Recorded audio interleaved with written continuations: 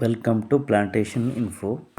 August ತಿಂಗಳಲ್ಲಿ ಮೆಣಸಿನ ಬಳ್ಳಿಗೆ ಮಾಡಬೇಕಾದ ಕೆಲಸಗಳ ಬಗ್ಗೆ ಈ ವಿಡಿಯೋದಲ್ಲಿ ನಿಮಗೆ ಮಾಹಿತಿ ಕೊಡ್ತಾ ಇದ್ದೀನಿ. ಮಳೆಗಾಲದಲ್ಲಿ ಬರುವ ಫುಟ್ ರಾಟ್ ಫೈಟೋಪ್ತರಾ ಕಾಯಿಲೆಯನ್ನು ನಿಯಂತ್ರಿಸಲು ಮೆಣಸಿನ ಬಳ್ಳಿಯ ಬುಡಕ್ಕೆ metalaxyl 1 gram, mancozeb 2 gram, spreader 0.5 ml 1 ಲೀಟರ್ಗೆ ಮಿಶ್ರಣ ಮಾಡಿ ಕಾಯಿಲೆ ಬಂದಿರುವ ಮತ್ತು ಸುತ್ತಮುತ್ತಲಿನ ಬಳ್ಳಿಗೆ 5 ಲೀಟರಂತೆ ಬುಡಕ್ಕೆ ಡ್ರಿಂಚ್ ಮಾಡಿ. ಕಾಯಿಲೆ ತುಂಬ ಜಾಸ್ತಿ ಇದ್ದರೆ ವೆಲಿಡಮೈಸಿನ್ 2 ಗ್ರಾಮನ್ನು 1 ಲೀಟರ್ಗೆ ಸೇರಿಸಬಹುದು.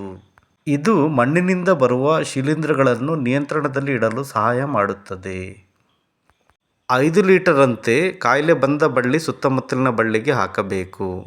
ಹಾಗೆಯೇ ಕಾಯಿಲೆ ಬಂದಿರುವ ಹಾಗೂ ಸುತ್ತಮುತ್ತಲಿನ ಬಳ್ಳಿಗೆ ಮೆಟಲಾಕ್ಸಿಲ್ 200 ಗ್ರಾಂ, ಮ್ಯಾಂಕೋಜೆಬ್ 400 ಗ್ರಾಂ ಹಾಗೂ ಸ್ಪ್ರೆಡ್ಡರ್ 100 ml 200 ಲೀಟರ್ ನೀರಿಗೆ ಮಿಶ್ರಣ ಮಾಡಿ ಸ್ಪ್ರೇ ಮಾಡಬೇಕು.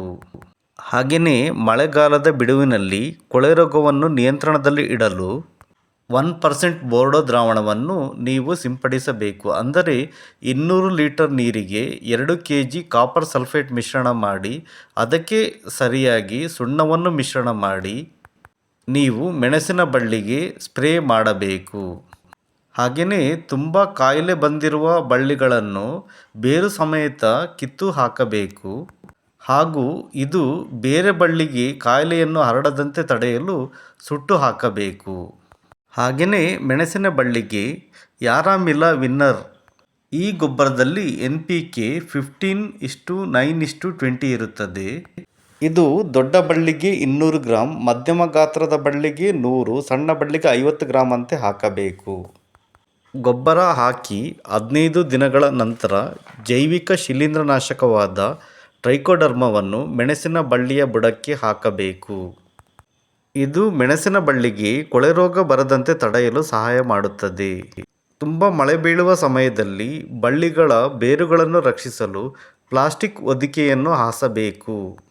ಇದು ಕೂಡ ಬಳ್ಳಿಗಳು ಕೊಳೆಯದಂತೆ ರಕ್ಷಣೆ ಮಾಡುತ್ತದೆ.